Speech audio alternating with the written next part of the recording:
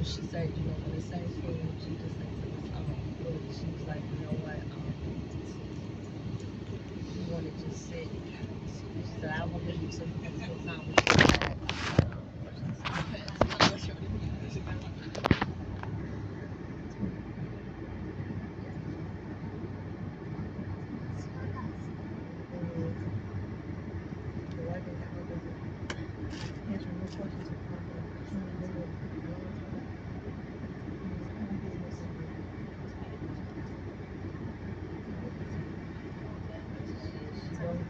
She don't play it.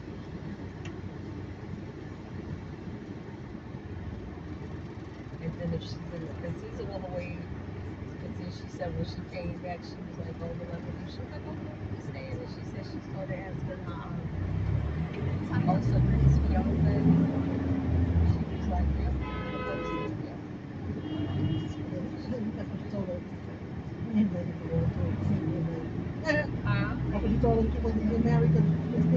oh no, I don't know. No, she no, when she seen it up there, she never told her that.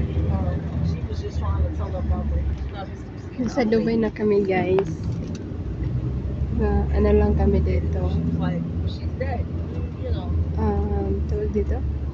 She said, you know, she said, I'm not trying. Basta, uwi din kami. She said, I'm not trying to get nasty. She said, you know. Yung hotel na pinag-check-in na namin is may libre silang bus papuntang Dubai Mall. So, every time na pupunta kami sa Dubai Mall, may sarili silang bus. Ito-drop nila kami doon. Tapos, ipipick up nila yung mga uuwi sa kanilang hotel. Until, ang open ng bus, starting ng trip nila is 10 a.m. to 9 p.m. Yeah. So, hindi ko alam kung ilang oras kami sa loob sa Dubai Mall. I wasn't trying to get that. They ain't crazy over there. That's just how that traffic goes. They ain't crazy over there because they'll get in trouble. That's why they learning how to drive over there. But it's a divider that they got to do that too. And some of them things here don't have like merging lanes. Like it, you know. Naano na ako sa Matraffic na din pala dito sa Dubai, no? Or baka dahil may ginagawa lang doon sa front na parang may doon, grabe yung sobrang tagal namin nakarating from airport to hotel. GWA Marquez. Inabot kami ng mga mahigit isang oras yun. Super traffic.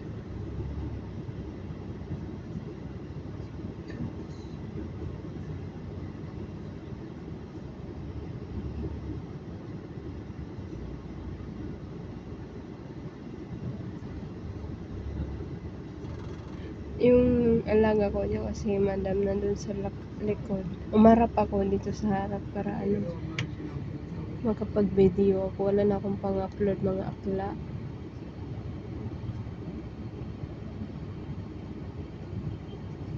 So stoplight pa kami. So mas maganda yung view pagka lagpas sa stoplight.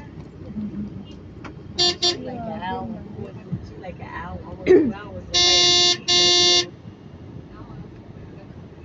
I was like, well, you're gonna have to come to the door. She was like, I don't know, it's just, and I said, you go back home and have a sister and this.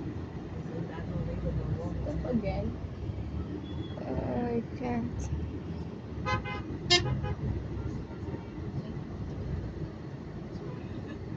They must have had some land.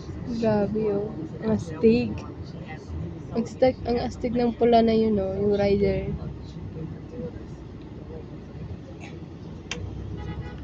She was like, your boys, you know, get your own stuff.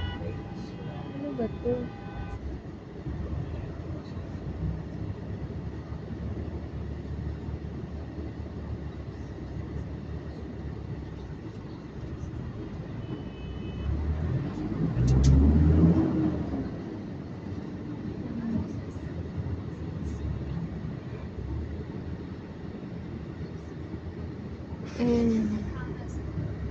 mamaya yung mga magagandang view.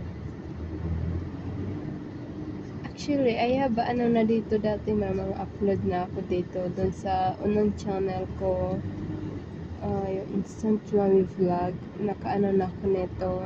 Ito mga view na to. So, upload ulit. Pero, hindi na siya parehas. Can he finally got his phone working?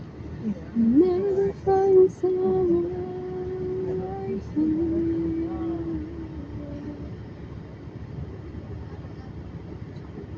I was not enough than best friends. You don't forget to